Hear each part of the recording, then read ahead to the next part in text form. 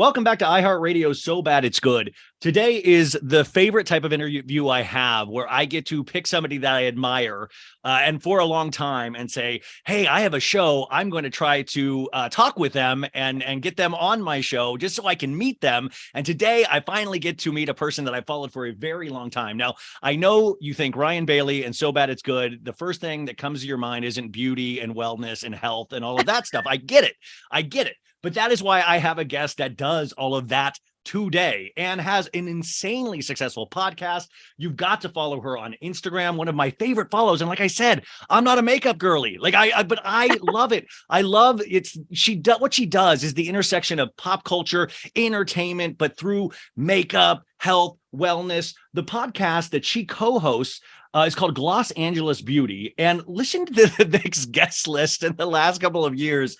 Hailey Bieber, I know her, Halsey, Selena Gomez, Scarlett Johansson. Well, I mean, the list goes on and on. They just had their second annual Glossangeles Awards. I think it just got released this past week. So you got to go check out that. I was just listening to that. They had over 10,000 votes for those awards.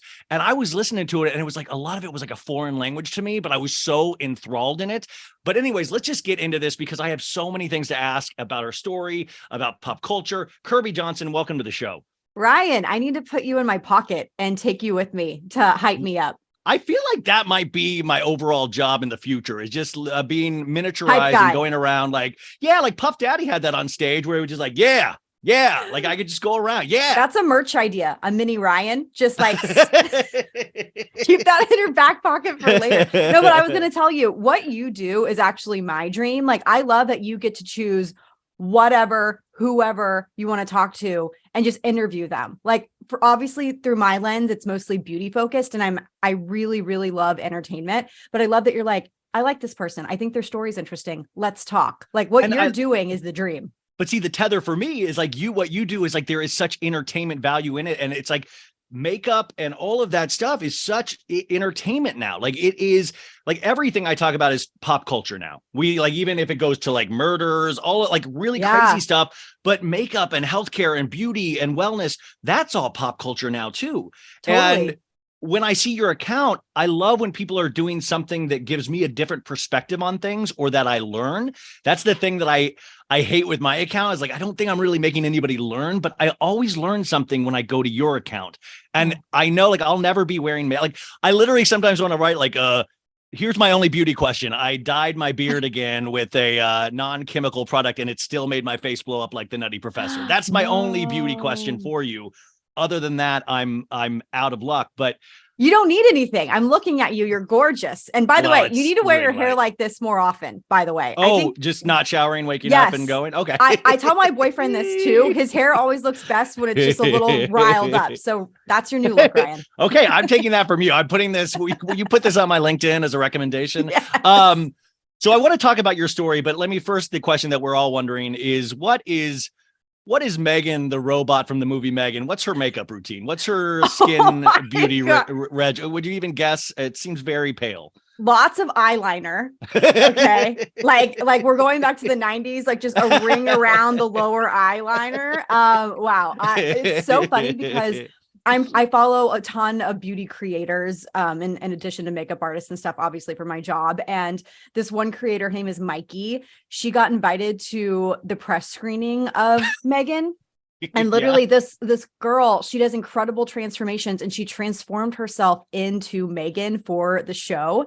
And it was wild. Like she bought this red wig. She put on a ton of black eyeliner. She like rimmed the bottom lower lash line with like a jumbo white eyeliner pencil. And it's like, you're exactly right. It's very pale. I was reading about this movie is incredible to me for so many reasons. Yeah, I saw it last night and it was hysterical. No, I heard it was hilarious. I mean, it really is hysterical and it's a really fun movie going experience. But I just thought it was funny that like we're potentially seeing already Halloween costumes now. Like I was like, this is going to be a Halloween costume if it has legs. I have a note on my phone for Halloween themes throughout the year that I think will be popular. And I literally put Megan on there. Like she's the first one. People will do this. And I think this this movie and their marketing is so smart because they know exactly who their demo is. They're not trying to make this anything other than what it actually is. Oh yeah, like this, they're not pretending to be Citizen Kane, or they're not pretending to be an Oscar. Like this is not, I mean, this is fun, trashy, and they love it. They wear it on its sleeve, and I love when pop culture does that. Yeah, and I feel like she's a gay icon immediately. Like, dude, like, by the way, I was, and it was like, I would say a third was a gay audience, and like they had the Nicole Kidman thing pops up, everybody's screaming, and then Megan's like shows up for the first time. Everybody's like, "Woo!" It was really fun because I forget those movie going experiences from the pandemic, of not having those. Totally. And Ryan, I listened to a podcast called The Town, and they talk a lot about the entertainment world in general and why they can't get people in seats to quote unquote adult movies, meaning these, Oscar nominated or Oscar contending movies that used to get people into the theaters. Nobody's going to see them anymore. They're going to see Top Gun. They're going to see Marvel. They're going to see rom-coms. They want the experience. And so I can't wait to see Megan. I actually was looking today. It's only been out 24 hours, right? And I can't even find a seat. I mean, it's like, and in Los Angeles especially, but it's like, and I'm not going to lie to you guys, it's bad, but it's so bad it's good. Like it's really it's makes something from the sum of its parts. I think you do the same thing. You came out in 2008 from Austin, Texas. Is that right? So I moved out here 2009. I graduated from school. I went to TCU in Fort Worth, and I moved out here 2 weeks later. And you were always like, I always tell people I was obsessed with pop culture as a little kid. Yep. I was a little dude getting Us Weekly every week. And this was before like even computers, you'd get the weekly, Us Weekly, Entertainment Weekly, Premiere Magazine, all of these things. And I would just devour it. And I grew up in Kansas. You were the same with beauty, right? Yes, exactly. I grew up with Allure magazine. So, and you write for Allure now too. Is that insane? What a full moment that must have been for you. I love Allure. Allure is the gold standard in beauty. They do the most well-researched, interesting stories in beauty. And of course they give tips and tricks, but they really do focus on like the bigger picture, and what beauty looks like as a whole to a bunch of different people. So I love writing for them. But yeah, Allure was my Bible growing up, like Us Weekly was for you. I remember reading in an Us Weekly that Hilary Duff used this product by Mario Badescu, and it was a rose water spray, and she sprayed on her face. And I made my mom drive me 30 minutes to Austin because I grew up in a suburb to get this rose water spray. And I sprayed in 7th grade, and I sprayed it throughout school in the halls. And people are like, "What the hell are you spraying on your face? Hey, who's the weird girl spraying stuff around the hallways? What is that?" Okay, but then everyone had a face spray the next week. Okay, so it was, very important to me to follow the Us Weeklies, to follow Allure, People magazine. So Allure, I just wanted more information. I'm a very curious person at heart. Yeah. And so I wanted to know, why did Hilary Duff look this way? I guess I had the wherewithal to understand that she wasn't just, she didn't just wake up and look like that she probably had a makeup team or something like that. So I wanted to learn more. Yeah. Did you know what Glam Squad was at that point? Of course, that word didn't exist, but I felt like they were getting help. Like there was something that they knew that we didn't. The plebeians didn't know what the celebrities knew. If the secret gets out, yeah. And I wanted it. I wanted that information. So I would read Allure magazine, and that's how I learned about, what we know is the Glam Squad now. And honestly, I know the Kardashians are a controversial group of women, but no, listen, it's a love-hate thing for me. I mean, I enjoy poking fun at the Kardashians. Same. You cannot, but I always tell people on the show that tell me to stop talking, like I'm tired of it. It's like, you can't ignore it because it's pop culture, beauty, the thing in like, as we get more into pop culture, it's not like you have to be a successful movie actor or a singer. No. You can be a reality star. You can be somebody that it's interesting to see how they've turned themselves into moguls. 100%. And I think of the Kardashians, we say the exact same thing on Glossangeles, Ryan, where people will say enough of the Kardashians. And we have to say, first of all, we're an LA-centric podcast. Everything comes through the lens of Hollywood on this podcast. So those go hand in hand. You can't talk about beauty and the impact that celebrity has had on beauty without talking about Kim, especially. So we do bring them up a lot. for better or worse. But I feel like you'd be ignorant not to. How would you just be ignoring one of the most, somebody doing the most? I mean, in terms of even the Kim Kardashian outfit, the cosplay of it all, like, I mean, I would think it would be right in your guys' pockets and just fascinating to track. Totally. And living in LA, you walk around and you see Kim Kardashian cosplay everywhere you go. I mean, on every street corner. I actually was telling someone before the whole Balenciaga scandal that I think Kim needs to sever ties with them and move on, because that neoprene, like turtleneck, really tight fitting neon gloves and, socks over shoes look, that look is so her now that when other people wear it, it looks like they're doing like Kelsey Ballerini. She's a country singer. Yeah. She wore Balenciaga in this like very vibrant blue, I think to like a CMA Awards or something like that. And I mean, you could tell she was feeling herself, but I could only see Kim Kardashian in that outfit. I could not see wild? style. I just saw Kim, so it's like, Kim, she started as a reality star and now she's like one of the people consider her A-list talent now. And beyond, it's like she's going to be a multi-billionaire, probably in the next 2 years. She's already a billionaire. Yep. What made you think though, what possessed you to come to Los Angeles? And also I heard like initially, you wanted to come to be like Ryan Seacrest or a Juliana Rancic, or you wanted to kind of be a host and in the mix of those things, correct? Totally. So the goal was always to move to LA from second grade on. When I realized who Julia Roberts was, I would draw pictures of the Hollywood sign and be like, I'm moving there. Yes. That's in Kansas. I would watch Entertainment Tonight and I would see the Hollywood sign. And so whenever I get down, I will still drive like to see the Hollywood sign or drive down Sunset Boulevard. Cause I'm like, I'm from Kansas and now I'm here, Yes. I still love seeing palm trees. I can see the Hollywood sign from my community. I love living here. And I'm very grateful to be here, because a lot of times questions, I'm sure you get this too, are people going, I really want to be in this industry, but I don't know what to do. Or I don't have a job. And you have to just move here. That's what I had to do. I did not have a job. I worked many, many service industry jobs when I first moved out here. But the goal was always to be here. And I did want to be like a Ryan Seacrest or Juliana Rancic. E-News was my holy grail. And I think I was devastated when I wasn't able to get in at E, but I also heard, from my friends that worked in editorial at E who also wanted to be on camera, they were never going to be considered for the Ryan or Juliana role because they were so separate. You would think being inside of E that you would be able to work your way up through the ranks and potentially get on camera. That's not how it works. Their talent is so separate from editorial. So I know a lot of people left disappointed or left like they weren't able to actually get in at E. And actually over time, I feel because of social media, E became irrelevant. A lot of these shows like Entertainment Tonight and Extra, Access Hollywood, I love what they do, but they cater to a very specific audience on TV. And that is an older demographic. It's the people that are not chronically online. It's like when Napster came along and like ruined, CD sales and things like that. I mean, I feel the same. The internet made pop culture so accessible. I'm watching Entertainment Tonight every night on my cell phone with Instagram, TikTok, all of these things.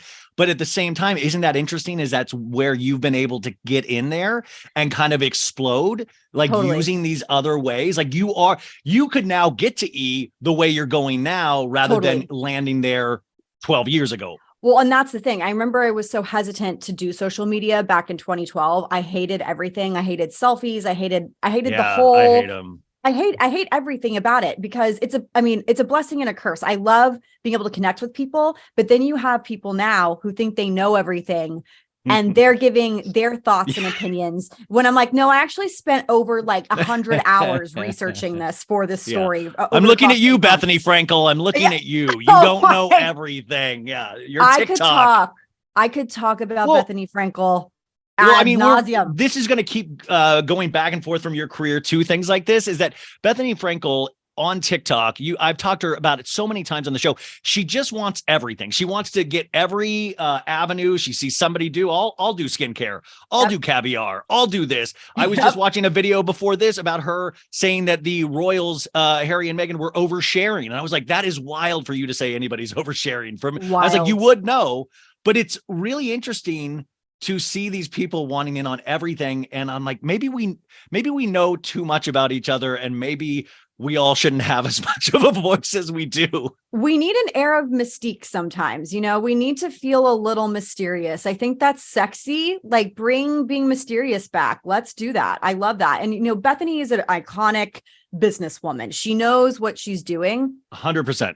When it comes to beauty, I am so critical of her, because a lot of her reviews where she tells people something is shit or not, you put it on your face once. You did a first impression. You didn't tell us how it wore. I still look like a skeleton. Sorry. Yeah. Stop. Sorry. No, sorry. No, I mean, I just find that the part that's really alarming to me is that, I mean, you should do a whole thing of just reviewing Bethenny's reviews. Like, that could be a whole show, because but that's why there has to be trusted people that we trust.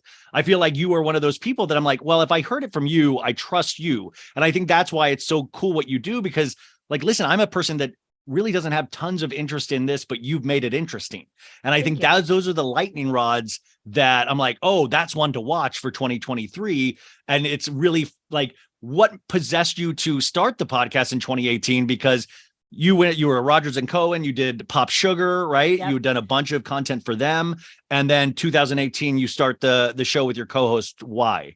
Okay. So I had been at Pop Sugar for 8 years. I built their beauty video vertical. So when I got started, they were looking for a beauty reporter that worked on camera. This kind of goes back to like me wanting to move here for the Ryan Seacrest of it all, but it was actually Oprah. I wanted to be Oprah. God, she's amazing. No one can be Oprah, but I wanted to connect to people like Oprah does. And so I auditioned, I had to audition to be at Pop Sugar because I was mostly a front-facing talent role, but I was the on-camera host and producer. And for the first year I was there, we were producing a piece of video content a day for a solid year. So I learned a lot about how people consume content online. This was back before Facebook even had video. So our videos were just on YouTube and then on the Pop Sugar website embedded. Then Facebook video comes around, then Instagram video comes around, Snapchat. And we learned, okay, this is how people consume content on mobile. They need to see text. They are probably listening with the sound off. They're watching it vertically. I'm not kidding. And then also it's like, if you don't watch if you're not hooked in the first 3 seconds, you're done. They're scrolling right past. So I learned a lot about consumption. And I was there for 8 years. I was doing celebrity interviews. I was doing product launches with brands, flying around the world to, do exclusive launches with them. And then at some point you had a breaking point. Okay. So the media bubble burst. Everyone realized that Facebook video was a fraud, that they weren't actually getting the views that they claimed that everybody was getting. And entire departments were getting wiped out. I mean, Pop Sugar hired an entire department dedicated just to this digital video. And then when they realized we don't know how to monetize this, and it's not just Pop Sugar. It was every media company fired so many people. Yeah. And that was after they had already fired a ton of editorial people because they're like, well, editorial's not hot anymore. It's video. Well, then they fire everyone from video and they're like, okay, what's hot? Oh, social? Okay, great. Okay, let's fire everyone there. Let's go back to editorial. I mean, it's like they were at the mercy of all these platforms, right? Yeah. And I'm thinking to myself, I've learned everything I have to learn here. I can't get up any higher. There was also some political stuff happening behind the scenes, as it does at a company like that, which I was made aware of and was like, wow, they really don't want me to succeed. I got to get the hell out of here. And so I ended my contract. I let them know. And as you know, Ryan, talent contracts, I gave them 6 months notice. And so I had a lot of time to bank money and figure out what the hell I was going to do. And one of my was that a scary moment for you? No, because I was ready. Okay. And I think that's the key. I think that is the key. If I wasn't ready, I would have been terrified, but I knew what I needed to do to get out and to be on my way once I was out. So one of my dearest friends is she's a beauty editor as well. Her name is Sarah Tan. She was at And that's your Bustle. co-host, right? Yeah. Yes, co-host of Glossangeles. She was at Bustle for a long time, and we were actually competitors. So Pop Sugar and Bustle were always fighting for the same opportunities, exclusives. But she and I like fell in love with each other. So we were always on trips together, always hanging out. And when I told her I was leaving, I was like, I really want to start a podcast. Would you want to do it? And she was like, yes. And so I have text messages, and it was actually 2019, but I have text messages from 2019 that are like, she's like, congratulations, you're finally leaving your job and we can start our podcast. So we didn't know a name. We didn't know anything.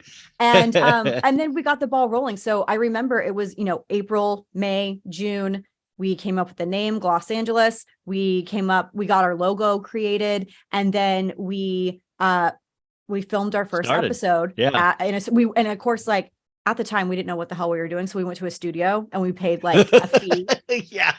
Right. Like we thought it had to be. Guys, you can do it from your car. No, literally. And then her husband he was in audio at one point. He's like, I'm just going to order this stuff for you off of Amazon. And then we started doing it from her house. So, that's how it goes. That's why I say everybody will have a podcast at one day. Like at one point, everybody's going to have one. So just wait till the equipment gets cheaper and cheaper, but you'll have one. Don't worry. Ryan, don't you agree though, that with podcasting, it doesn't even, sound does matter. If it's constantly peaking, no one wants to listen to that. Of course. Yeah. But mostly it's consistency. If you're not doing it, then people are going to tune out. That is the one thing that I was told at the very beginning from podcaster friends. And I didn't really understand it. And then I understood it very quickly, but It's very true. It's like, you want to keep them in your orbit. And like, I'll do the thing where I love this form so much that I will exhaust people. I will sometimes do so much because when you find something you truly love, you're like, oh, I'm older. I got to run as fast as I can, as hard as I can, because I came here as an actor. Yep. And this is the one place where I'm like, I finally have a voice. I was auditioning for like barista number 3, or I was on The Office, or I worked as an actor, but it was never like I went out for roles that I wanted to. But this, I can talk about whatever. I can talk to whoever. And there is so much more freedom and excitement that I have. Like stepping to the mic today. This is a Saturday, you guys. Yeah. This isn't work. I was like, oh, I get to talk to Kirbie on a Saturday morning. Same. Yeah.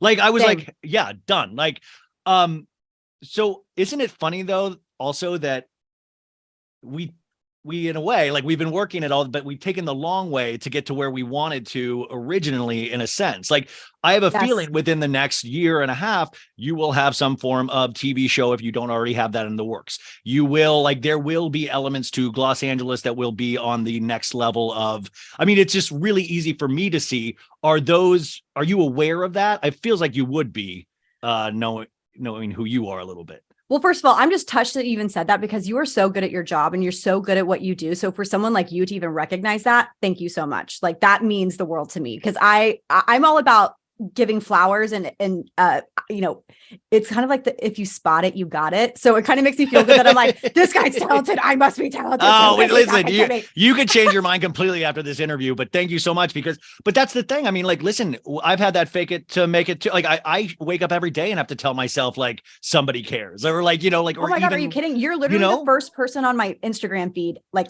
every day. I'm not kidding, because I engage with your content so much. Like, you're so funny. You're so quick. Oh, half the time I'm like, how do you even, like, are you sleeping? You're really, no, really I'm not. And it's literally being that class clown. Well, or wanting to be a class clown and never really having the guts to be it. And then you have a form that starts working. The only thing with this is you notice is that, or even when we were talking about you doing makeup and skincare and how, it's like sometimes you don't even get to talk about the stuff you want to, because you're kind of locked into this certain that you've got your 10,000 hours on. You're a master at this. Totally. But like, you're like, hey, I could talk about this over here. You could be a roving reporter. You could your stuff.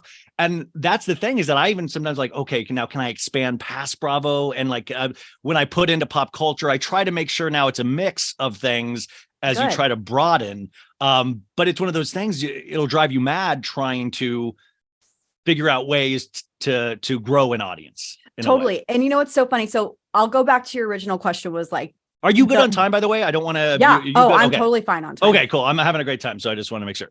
So the journey to get there, initially I'm like, no, it has to be traditional. I have to audition. I have to work my way up the ranks, whatever. And then I remember, and I'm sure you went through this too. Oh, you need to get your social numbers up. Your social numbers are very important. And I'm like, why does that matter? Is that indicative of my talent? Like, I know plenty of not talented people that have millions of followers.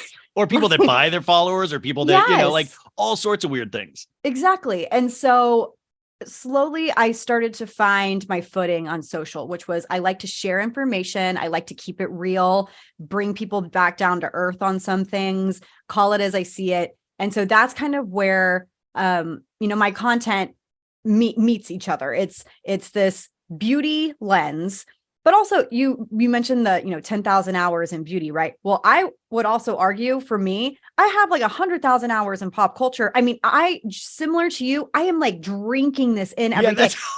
This isn't work. I go to sleep reading the Daily Mail. I go to sleep reading weird pop culture articles. I'll go to sleep looking at past years, what I remember, and what I remember of that time. Yep. I'm like, I was lucky to be in Los Angeles during the Britney Spears, Paris Hilton, all of that. Like I used to be going to those like nightclubs and all of that really weird crap in my 20s. But it is interesting to now come to this space and you're like, this is nothing to me. Like, this is just this is what my thoughts were 10 years ago before podcasts were a thing. Like, I would think these pop culture thoughts or these Bravo things. I just didn't know there was a community of people out there like me. Totally. And I initially, thought, okay, I can't deviate from beauty because then I'll lose my audience. People will be like, I didn't come here for this.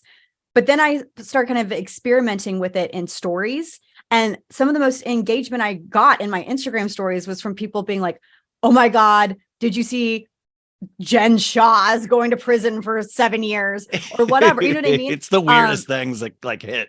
Yeah, exactly. And then I would take those to my feed and then I would notice that people were just as engaged as they were in stories. So like stories was like a really great way for me to experiment. I love and stories, then now you're able to like make twice as much as of the content. But I feel like it was a journey and I was very stubborn and resistant of being on social media because I felt like it needed to be the traditional trajectory of, getting notoriety or whatever it is. But now it's like, this is my bread and butter. This is what I do for a living. People come to me to hear, oh my God, this is how fake penises are made. Oh my God, your prosthetic stuff on Pam and Tommy this year. Love it. She interviewed I believe it was the prosthetic artist, but also did a video on it. And I was fascinated because Lily James had a whole prosthesis for Pamela Anderson's breasts. Yep. And you found that fascinating as well. And I was like, yes. I mean, in fact, that's how I actually got fascinated was your video. And I was like, this is amazing. Ryan, when is this going live? Probably Tuesday or Wednesday. Okay, great. So I'm going to the Golden Globes. Yeah, I'm going to the Golden Globes. I'm reporting from the Golden Globes on Tuesday for InStyle. And I have my what a talent. Dream. First off, that's amazing. I was Lily honored. James will be there. Yes. I've been dying to email. I've been dying to interview Lily James because her performance in Pam and Tommy, say whatever you want about whether or not the show should have been made. She was great. Okay. Excellent. She was incredible. And the prosthetic artist, Jason Collins, who is a dynamo. He is incredible. He was telling me she was a revelation on set. I mean, she would sit through hours of prosthetics, get the wig, they made eyebrow wigs for her. So instead of having to shave off her eyebrows, what they did is they put a whole forehead prosthetic piece on her to give her a larger forehead. They gave her the Pam wig. They put the little mini 90s Pam eyebrow wig on her. And then they gave her fake teeth to help project her front lip out and mimic Pam's actual shape of her teeth. That's why she looks so much like Pamela Anderson. Yeah. I mean, and she wouldn't have looked like her. It wouldn't have worked without it. Like when people were seeing the teasers and the, promo images of them filming it, sure, Sebastian Stan, he looked like, a shorter version of Tommy Lee. Yeah. Right. But she looked so much. It was uncanny. And yes, I always think about like how Tommy Lee must have felt like seeing her in those photos of like, whoa, like that's a blast from the past, it must have messed with him, Totally. Like, I think you can see that that's not Tommy Lee, but the Pam thing was so dead on. She killed it. And I mean, full body prosthetics, like you said, her breastplate, she had, at one point she's pregnant. She was wearing a pregnant belly and I got to see these prosthetics. They saved them afterwards and they look real. It is the most bizarre thing to ever see. But the fact that she went through it. And so I want to ask her about like the psychology of having to wear that and go through that process every day and then act. Like she had to do this for like 3 hours a day and then go and act in it. And then remove it, which takes hours as well, probably. I dressed up as Baby Yoda with a bald cap for Halloween this year. And I mean, by the end of the day, after 12 hours, I wanted to kill people because it's just so much on your face when and body. People then put in the contacts or people put in it is just really wild, but it shows you that's why Hollywood kind of is magical, and it should keep projecting magic because of the crews behind them. It's not even just these people. These crews are insanely talented. Like, I mean, who would think that you could turn somebody into a believable Pamela Anderson, or even like what we saw with the Kardashians at the Met Gala with Kim going Maryland? Just the process, even if you disagree with it, the process to have that come to fruition and what you go through and have people, all these teams of artists, and like, it's wild. Like, or even I even get fascinated with face tuning and the artistry behind making your photos look better. I find like the Kardashians must have like the Monet, or not the Monets, but like the Picassos or whoever the top artist working on their photos. Like, it goes everywhere. Totally. And I think for me, I like to tell the story of what's going on behind the scenes. What is being said that's not written in the script? That was like a big part of the Euphoria coverage that I did. I was going to ask you what does Euphoria mean in the last couple of years to beauty? And oh my God, you covered it extensively, and I love that show, but you really made me appreciate, like, cause I'm like, oh yeah, they're wearing weird eye, but you really went in. So when Euphoria came out in 2019, the first thing everybody clocked, at least for women, was they're wearing modern makeup. They're not wearing like the new girl style of like the, curled hair with like the very simple makeup, because usually on television, you don't want the makeup or hair to detract from what's going on in the show. You don't want people to be thinking about the hair and makeup the entire time, unless it's a part of the storyline. And for Euphoria, these teenage girls were wearing rhinestones. They had these really like thick wings on their face. I mean, they were like little baddies. And so a lot of the people that watched this show, either they saw themselves currently in these characters or saw themselves from 10 years ago in these characters and thought, okay, wait, this is relevant to me. This feels authentic. This feels like something that I actually care about. I'm now invested in these characters because I feel like they have a part of me in them. And Donnie Davy is the makeup department head on this show. She is incredible. And last year, actually, I follow her because of you, actually. Yeah, she's a genius. She's truly a genius. She worked on Moonlight and doing the makeup for Moonlight, which was shot on an iPhone, by the way. Yeah, and like filmed in a very specific way where, with deeper skin tones, it can be very hard to light. They wanted to look a specific way. She is a genius. She's so good at what she does. And so a couple of years, it was 2021. I got a call from Allure. They're like, you can't say anything. We've signed our lives away, but do you want to go to the Euphoria set? And, and I'm like, is this a joke? Like, no, yes. I don't. I do not. No. I'm like, okay, great. And I really didn't realize what I was getting myself into. I went to the makeup trailer and she showed me everything that they were working on for the season.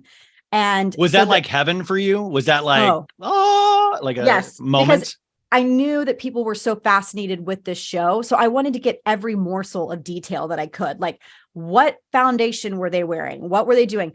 So were these industry secrets though? Like, was there a protection of, like, I don't know if I want to give you everything? It wasn't necessarily a secret. It's just, Donnie wasn't posting everywhere that she was using like this foundation. And also like, there was a lot of things that I learned just being inside the trailer that most people didn't know. Like Sam Levinson had printed out this piece of paper that said, no foundation, trust me, Sam. Like he did not want people wearing foundation, which a lot of these young girls are like, what the hell are you talking about? I have acne. Like I want to cover up my face. But because they're filming on film and the way he wanted it to look. You heard about Sam Levinson, the creator, right? Yes. He didn't want the girls or anyone to look too made up really. So after that set visit, I ended up writing this story about it and then shared a lot of the behind the scenes stuff. Like a lot of people didn't know that Maddie, Alexa Demi, she does her own Yeah, eyeliner. Yeah. And she works very closely with Donnie and her makeup team. They actually won Emmy Awards this year for their work, but she works with them pretty closely to design her makeup look. Zendaya, they have to make her look worse, which it's crazy. Yeah, it's really bad. Yeah. She doesn't wear any makeup. I think the only thing she does wear is MAC face and body just to kind of help even out her skin tone in some ways. But most of the time, especially because Rue is an addict and she was doing drugs, they were drawing veins. They were making her eyes red, bruises, all of those things. Yeah. And what's interesting is when I was on set, they came in with this box. Okay. And it was covered, so I didn't know what was in there. And Donnie's like, "Oh, that's a prosthetic." And I'm like, was it Eric Dane? Okay, so I thought it was Eric Dane at first, and I had to follow up with Donnie literally months later because she was sworn to secrecy. She couldn't tell me what was in this box. Yeah. It was like Brad Pitt in Seven, like, what's in the box? So I waited a few episodes, and then I went to Donnie and I'm like, I don't think that box was big enough for it to be Eric. I mean, it was a huge box. So I was like, this could not have been Eric Dane's penis prosthetic. He was like, no, it was actually Zendaya's arm. So, there's a scene where she's in a tub and somebody or that crazy woman is injecting shackled, her. Yeah. She's injecting her. She's in the bathtub and she's realizing like she has to get she lost all the drugs and she has to make the money back. And she's just like, I'm really tired. And they put her in the bathtub and she injects her, I think, with like heroin or something. And that was obviously not Zendaya's real arm. That was a fake arm. Because you can see in the show, like they're actually injecting it into the skin. It's not like one of those fake needles. So I thought that was anyways, going back to my original point, Ryan, Beauty tells the story in this show, like without saying a word. Cassie, Sydney Sweeney, her makeup was always like sweaty. It was always disheveled. Her lips were always blurred and she looked good, but everyone's always like, why is she so shiny? Because she's having anxiety attacks. She is having a mental breakdown because she is sleeping with her best friend's ex-boyfriend the entirety of the show. And she's falling in love with him, but she doesn't know how to live. I love that.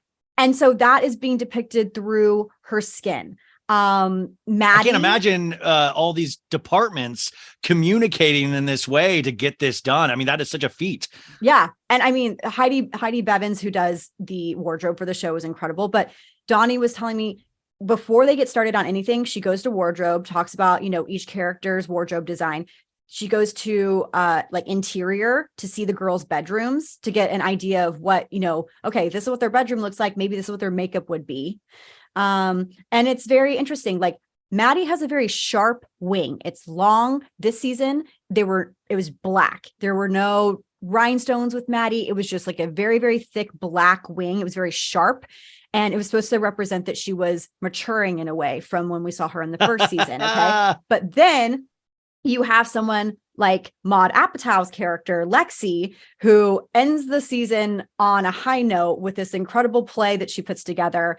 And she's really coming into her own being a director, but her wings on her liner are soft and they're curved in like an upward U shape. And that's meant to be a little bit softer. It's meant to mean that she means business, but she's still feminine and she's still a little unsure of herself. So there's all this context to this stuff that people don't even realize. They watch it and they appreciate it, but they don't realize that everything was intentional. And that is what I love to share with people. I'm not making this stuff up. I'm talking directly to the sources. I think when you're this successful, though, like Euphoria, where it hits the zeitgeist, where everything is firing on all cylinders, where you're like, well, this just really can't go wrong at this point because everybody's put this work in. And I feel like the audiences might not recognize it, but I think audiences feel it. And I think that's why it becomes a zeitgeist moment. And then then the pressure is to maintain and to try to beat yourself each season, I would imagine, which is just crazy.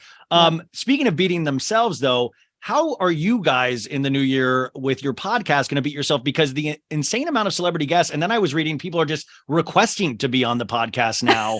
Like you were talking about starting with Selena Gomez, which was like a huge. How many? Like, this is my ignorant guy question. Aren't we done? Like, haven't we figured everything out with skin yet and skincare and makeup? Like, how are celebrities still releasing new makeup lines, which you said on the this episode too, that you didn't even want to like Gwen Stefani's product, but it actually turns out it's great.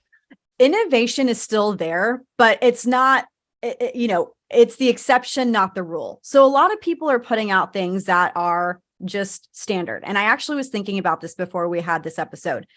God love Lisa Rinna. Okay. I actually would love to know your thoughts on this, because I have, I feel like, a controversial opinion, which is that I don't know how this show is going to be interesting without her stirring the pot. Like, what are they going to do? I agree with you. Like, listen, there is no doubt I put together like a super cut of Lisa Rinna moments for Friday's episode, and I interspersed it between the song Celebration by Kool and the Gang because it was very exciting. But listen, I agree with you, but that's for the show to figure out. The show is held hostage by Lisa Rinna now. Okay. So Lisa Rinna is doing, like, think about like she's cosplaying herself. Yes. I feel like now for the last 2 seasons, she showed up dressed like Lisa Rinna, overdoes it, and she doesn't even know how to act like herself or what we originally loved her for. So the onus is on the producers now of like, I think they need to cut and run. Like, yeah, does that mean next season might be a little boring? Maybe, probably. You have to let things grow, but we have to trust that they have Euphoria style people behind production, which I don't trust necessarily, and hope that they have really thought this out and still kept some sort of reality to it. But I'm okay with Lisa Rinna. I honor her service. Thank you for your service. But it was time for me, because it was becoming, when it's a hate watch more than a love watch, I start because I'm like, what about the overall health of the show? Like, I think about nobody's bigger than the show. Nobody's bigger than the show. And she thought she was bigger than the show. And I think Bethenny Frankel a little bit the same way, I feel. So I think Lisa Rinna will have a podcast, a makeup line. She already has Rena Beauty. How's Rena Beauty doing, by the way? Okay, so this is what I was going to say. So with Rena Beauty. Oh, you're going to have Rena on, aren't you? I know. No. You 2020, I bet you do. Well, listen, I would be lying if I said I didn't try to get her on when she launched. Okay. But here's the interesting thing. So a lot of people were like, why don't you get Lisa Rinna on? Because she has Rena Beauty coming out. And I actually really like her products, but those products aren't innovative. They're not doing anything different. They're just good basic products. They're a Kylie lip kit with Rinna on it. Okay. Like it's not anything new. She's not reinventing anything in a specific way. It's just, it is what it is. And you know what? At least it's not horrible. It could be horrible. Agreed. Yeah. It could be terrible, but I like the shades and I think the product is actually great. But it's interesting because a lot of people ask me, how does a celebrity beauty line succeed? Yeah. And I think in this day and age, especially, there's so much competition. Obviously, authenticity is a big part of it. And Hailey Bieber, I think, is like the prime example at this point, that she was already on TikTok doing videos of her favorite beauty products. So people is hers called Lush? What is hers called? No, hers is Rhode Beauty. Rhode, R-O-D-E, yeah. right? Okay. R-H-O-D-E. It's her middle name. Sorry. Yeah. Okay, Rhode, yeah. It's her middle name. And she became the girls or guys, girl, whoever. She became everybody's go-to. They love her. Oh, this is what she's wearing on her lips. This is what she's putting on her skin. This, blah, blah, blah. All of that stuff. So people became invested in what she was using. And then she came out with a very curated 3-piece skincare line that focused on hydration and restoring your skin barrier that everyone could use, that wasn't full of too many actives or things that could potentially break your skin out or sensitize your skin.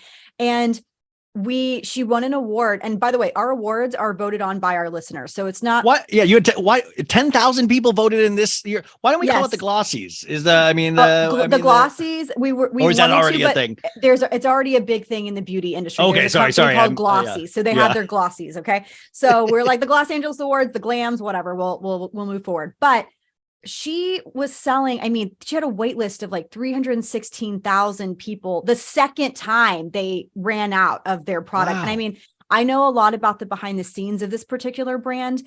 This is not like we're only going to drop this much inventory right now and save the rest for later. Like, they could not physically produce it and get it fast enough to be able to keep up with the demand. So she is influential. And How involved are celebrities in their own brands? She is extremely involved. She is the creative director. She has the vision. She has some really smart. This is the other thing. She had a lot of people that had worked in the beauty industry for decades working with her that had intel on how you market a brand, how you work with retailers, if you work with a retailer. I mean, right now they're just D2C, but I guarantee you Sephora, Ulta, all of those retailers are chomping at the bit to probably get Rhode into their stores because she is a moneymaker. She's also a click maker. That's why everybody covers her, because no matter what, Ryan, okay, this is the example. So it's like Adderall. There's a worldwide shortage of Rhode beauty, of her beauty product. Yeah. Yes. And basically, when she came on the show, she not only like tripled our listens for an episode, but she tripled our listenership. Like our subscribership grew because of her, like hands down. And so she's extremely Haley, if you're listening, come on, so bad it's good. She's also just very I think people like to criticize her for a variety of different reasons. I mean, she's like a young, she wore the Nepo baby t-shirt. Yeah. But she is the most authentic celebrity I think I've ever met. I mean, she DMs me, she responds to my Instagram stories. Is that weird for you though? Like, is that pressure in any way? Like, that's what I was like. My thing is like, how do you talk to these? I mean, these are big time heavy hitters. I mean, Scarlett Johansson, Gwen Stefani, like Selena Gomez. These are heavy hitters.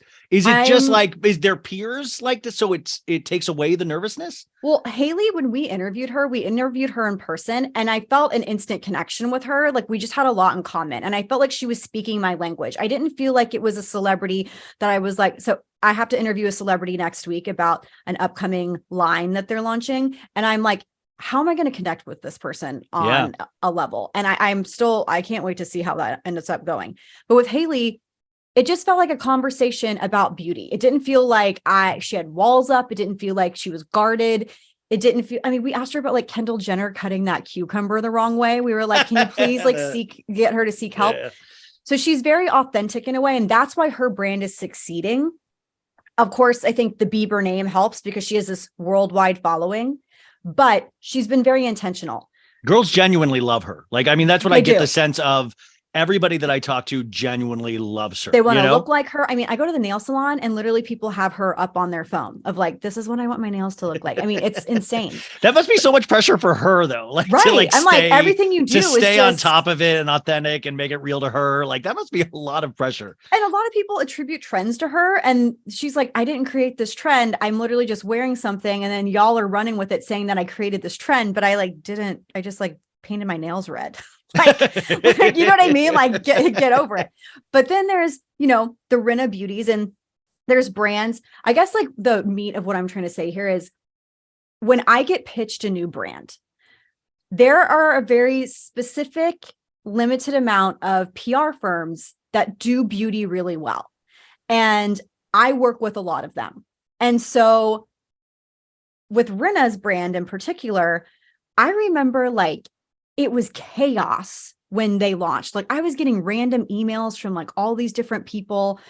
And I think it was the publicists that maybe she works with for her personal PR that were running her brand PR. And I think the reason I bring that up is because if you're intentional about your beauty brand, you're looking for okay, what agency knows how to launch a beauty brand? And you go and you interview with them and you decide who's the right fit. And then you launch with them.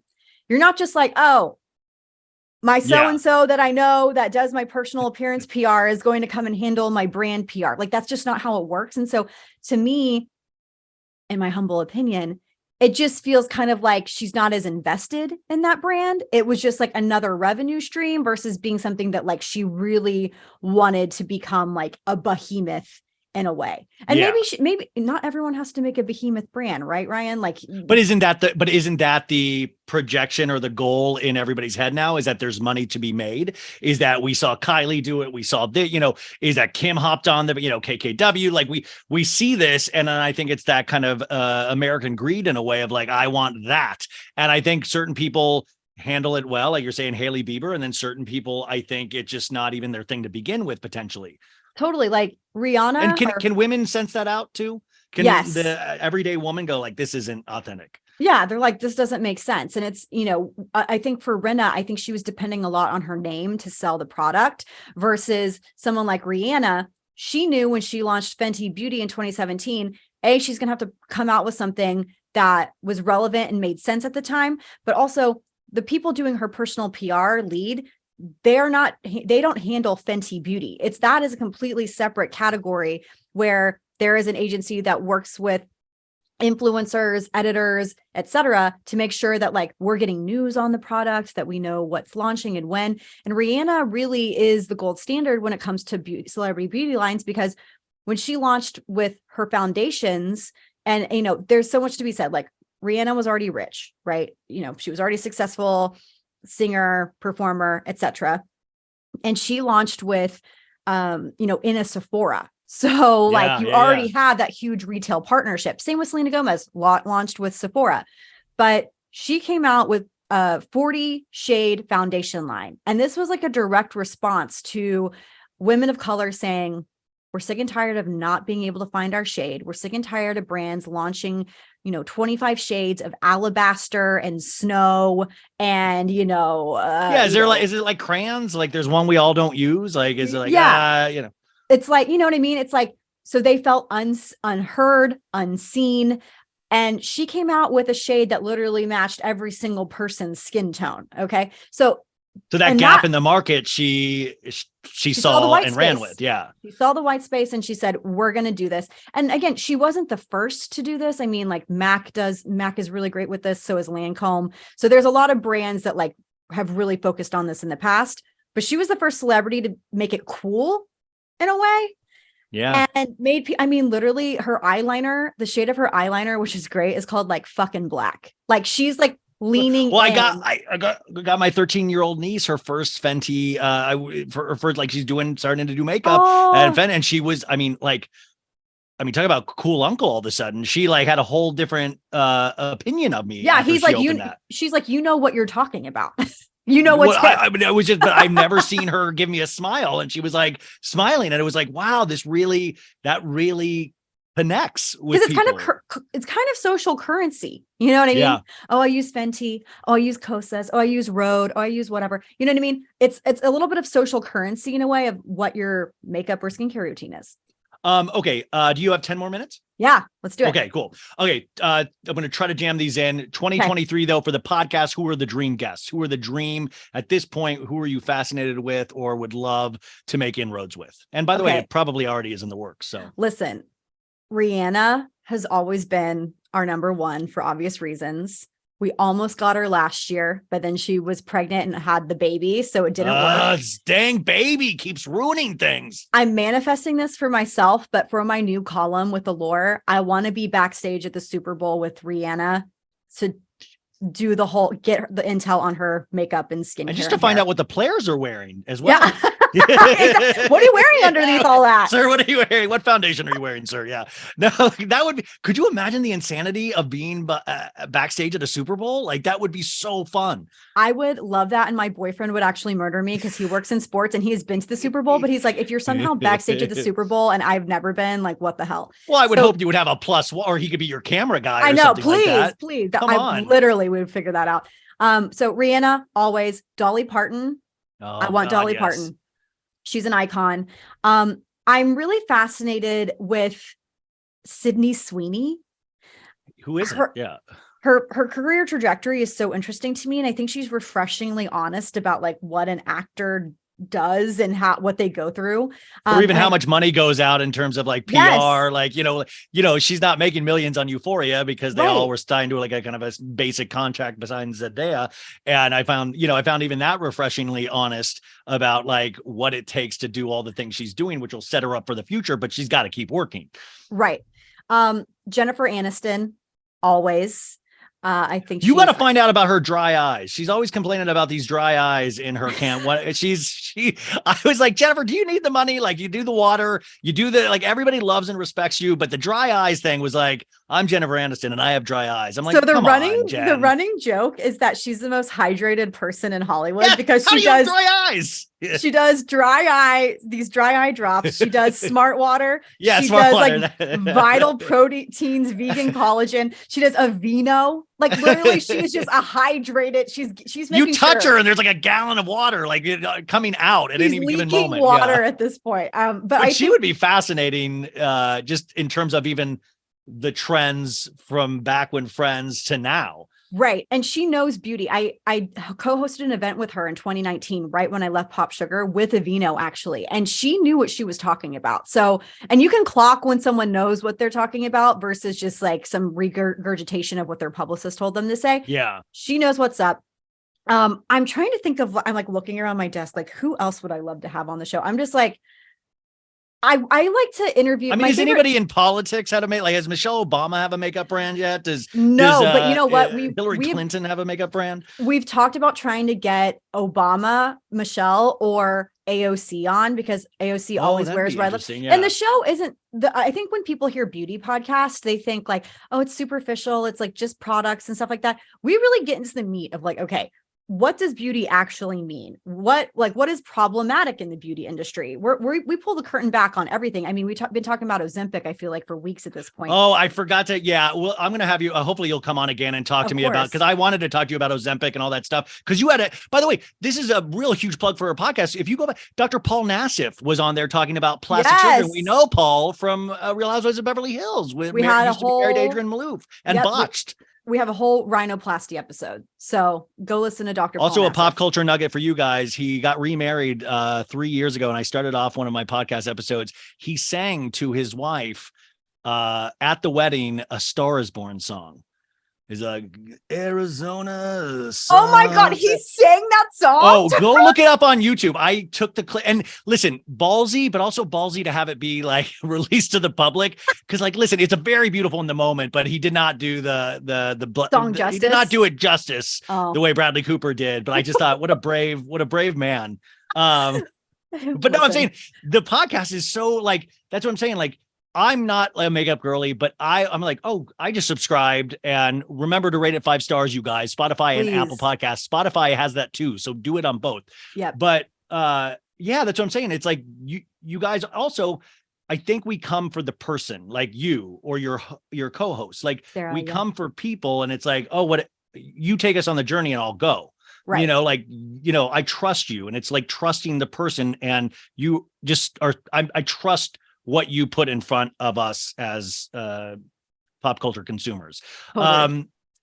Finally, as we go out here, we were talking about Vanderpump Rules before we came on, and that was actually a show that really, and just so you guys know, on Monday night, you'll have this will already happened on Monday night. The Vanderpump Rules season 10 trailer will be out. So I didn't know that. We'll see what what they have. It'll be they're showing them their cards for the first time. We were talking beforehand how Katie Maloney gets a bad rap. And why do you think that? I think she gets a bad rap because people only know her for how she was with Tom. Yeah. But also there was a reason why she was the way she was with Tom. Agreed. Because of Tom. Yeah. They got divorced, obviously. Katie is probably the most chill, down-to-earth person. And I think that might not benefit someone who is on reality TV because she often doesn't like to give in to drama and she thinks it's bullshit, which maybe makes her look like a bitch in the cut of the show. You know what I mean? So with Katie, the times that I have spent with her, I mean, I went on a trip with her to Salem several years ago. And oh my God, you did witch shit? You did witch stuff? Yes. Okay. Wow. Yeah, we were both like being witchy and we slept in the same room and we stayed up all night talking. And I'm like, she obviously was still married to Tom at this point and seemed, you know, happy at that point. But I was asking her all about like her past and, you know, and she was like pulling some incredibly successful hot men in her day. Okay. Oh, so I don't think anybody doubts that. Okay. I'm just saying. She looks better now than she has. I mean, to me, she is so hot right now. Like, I mean, yes. I hope that's not offensive to say, but like, I think she looks so amazing right now. I just think that the show gives her the ball and chain edit, which was extremely annoying to me having known her because I I was like, but there's a reason why she's acting this way. And they're acting like it's just nobody wants to discuss why she's actually acting this way. It's the thing about reality shows sometimes is, like you said, dynamic personalities sometimes thrive, or some people that are willing to like really, like Lala came in and was like, I'll say crazy crap. And then all of a sudden, be immediately successful on the show. But Right. Katie has the ultimate sin in reality television sometimes, is that she was with somebody really charming, wasted, really like, shy and shucks, and kind of like that thing where you want to take care of Schwartz, which Katie was kind of forced to do for a long time. Like he was getting so wasted so he could go off and like be weird with other girls potentially. Like the show always hinted at that. So that wouldn't put me in a great mood as a person on this show. And then to be like Tequila Katie and all of these things, it's probably going to be a love-hate thing for her with this show. And I'm so curious season 10, how they paint it. Cause I'm really scared that, like, listen, Tom forced her to make the hardest decision for her life, to actually move on to try to have a happy life. I mean, you could not have watched last season, and anybody that watched last season and did not side with Katie, I don't know like what reality they're living in. I was so frustrated for her. And I also was just like sad for her because of how he continually treated her. She has said this, so I don't feel like I'm speaking out of turn. He never put her first. He was always so focused on everybody else or how everybody else felt, and didn't really hone in. And, he was surprised that this was happening. It's like, wow, you really didn't get it. Like, you really were not invested in the relationship the way you probably should have been. And I think it's for the best that they both broke up. But I swear to God, if she gets this like crazy, because I already see it in the comments where people are like, I know people are so willing to. Katie can't get mad because she's the one that divorced Tom. If he wants to be with Raquel, I'm like, ask yourself why she divorced Tom. Ask her, like, that's what I'm saying. Like, dude, he would have stayed in that relationship forever, and they would have continued to be miserable. It would have gotten worse and worse and worse. And sometimes what men will do, I mean, both men and women will do this sometimes, is that be so horrible that they force their partner's hand in a relationship of like, I'm never going to do it, so I'm just going to be as horrible as possible. And the thing is, Schwartz, even when horrible, there's a charm to him. There's like this male charm that you can't ignore. Like, I'm not ignorant to it. He's really likable, and that shows. So I'm so curious how they paint this. And it already sounds kind of bad in terms of the Raquel of it all and all of this stuff. I would be pissed. I don't care if I'm the one who's filing for divorce. If you are hanging out with or making out with, by the way, I think Raquel is just, I cannot wait to see what edit she gets this season. Supposedly it's a season of Raquel. Supposedly this is what I'm hearing, is that it's like maybe Raquel getting her or finding her groove ever. I don't know. Like, it's supposedly heavy Raquel. And I'm like very curious because I've hung out with Raquel a couple times and I'm like, she's always really nice. And but I'm like, how does this, like, I've had, like, I'm really curious. Like from Garcelle's son to Tom Schwartz to there was she had the rumor with the Shaws of Sunset guy. And I was like, wow, to go from DJ James Kennedy to which, by the way, girl, do your DiCaprio. I don't like get it. Like, but that's why people think that she is stuck with James to stay on the show. That's like the narrative. But did you feel that though? Like, I didn't feel like she was just there because she was so quiet and like, like it was like, I don't know. I never got the vibe of like fame hungry. Like, I got the vibe of like somebody that was in an abusive relationship potentially. I know, but then I also felt that way about Chrishell. What is her last name again? Strauss. Strauss. And now my opinion of her has completely changed. I think she's always just wanted to be famous. And I've heard that. Well, yeah, I've heard that. Yeah. I agree. Yeah. I got the, that's what it's so fun. It's interesting because people can read between the lines sometimes with reality and also realize at this point, we don't see everything that we should see to inform our opinions. Okay, you guys, I have taken up so much of Kirbie's time on a Saturday, but this was, please just tell me you'll come back now at some point. Like, this was so fun. This was so fun. I love this so much, you guys. Tell us everywhere we can find you, the podcast Golden Globes are in style. My God. Where else can we support you? Okay. Online at Kirbie Johnson, Kirbie, everywhere.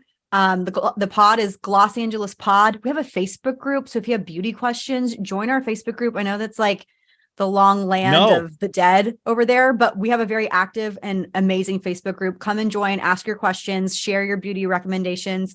But yeah, Glossangeles Pod and Kirbie Johnson. You guys, this is really, I'm so happy that I got to do this in the beginning of the year. Kirbie Johnson, thank you so much, and break a leg at the Golden Globes. Thank you.